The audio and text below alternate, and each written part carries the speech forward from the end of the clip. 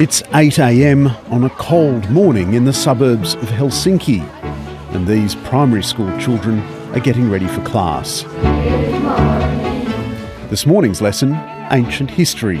Well, they are reading with pairs some text about Egyptian ancient life. They are reading, and then I'm going to ask something, what did they find out from the book? I think we all are ready now. This is a school system that for years has been among the world's best. And then what about this gold one? Yeah, Minttu, please. Ja miehetkin molemmat on käyttänyt meikkiä. And yet these kids will spend half as much time in a classroom as Australian children. When you go to the first grade, when you are 7 years old, the amount of hours is 20 hours a week. It's the minimum. And then it gets more hours the older you get, but it's still less than in many countries in Europe or in the world. In Finland, it's individual teachers who decide how the curriculum is taught, including how much technology should feature in their classrooms.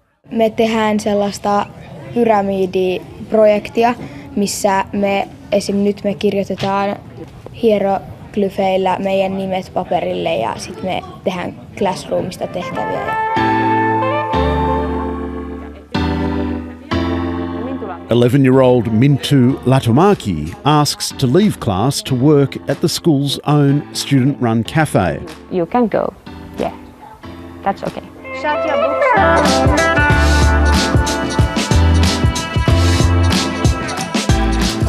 Hello. One cake for the cameraman, one cake for me, and 2 coffees. How much is it? €2 and 60 cents. How much change? €2 and 40 cents. Kiitos. Perfect. Is there a tip jar? Do you have tips? No tips. Okay. In Finland, school lunches, like books and excursions, are free.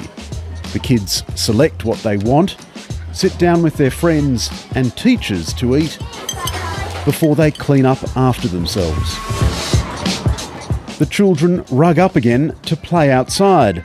Some play a raucous version of soccer, some play basketball, while others wait for the hockey rink to open. There are plenty of options for bad weather days too. The facilities in this school are just amazing. Outside we saw an ice skating rink, and in here where the kids can play at lunchtime, there's a ping pong table, a pool table, and in here for the cold winter days they've got a room full of beanbags and couches, and there's even a PlayStation in the corner. It seems like it's such a rich school, you must get more money than other schools. No, we don't. It saves money for everyone, actually. They take and borrow books. In Finland, schools are not allowed to raise private funds or to charge fees from parents.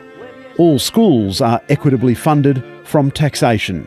And in our system, everything is free for the students, actually. We don't collect any money from the parents. We want our schools to be equal and have the equal opportunities to arrange the education. So therefore also the finance system need to be equal and treat equally all the schools. Ja sitten tuossa tulee 16. Minttu Latomaki's older brother Levi is in year 7, and this afternoon he's got maths. We have like the last chapter before we have the next exam. There are regular exams in Finland, but the results of these tests are not published and shared. We have national tests, but the big difference is we don't compare schools that this is not good school, this is bad school. We just use the information that we evaluate ourselves. But perhaps the single biggest difference in Finnish education is the standard of teaching.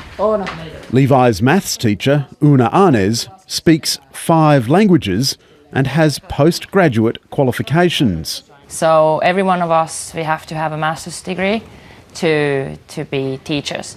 So like, for example, me, I'm math and chemistry and physics teacher. In Finland, a career as a teacher is highly sought after.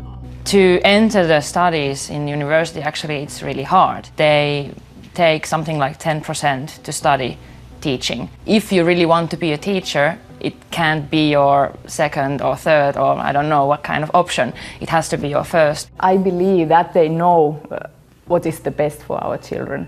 I'm not a teacher, I don't have that education, so we don't interfere their work. In Finland, there's little anxiety about finding the right school for your child. We trust that they have very good school, so we don't need to do any research work or... I think that is not a question in No. Finland. Finland is a vastly different country with a tiny, homogenous society. But its education success must surely offer some lessons for Australia. I would like to say that try to build the system that you trust the people. And its investment in teachers seems an obvious place to begin. The society respects the teachers. It means also the parents respect the teachers and they don't question the teachers. And that's in Finland a really huge thing.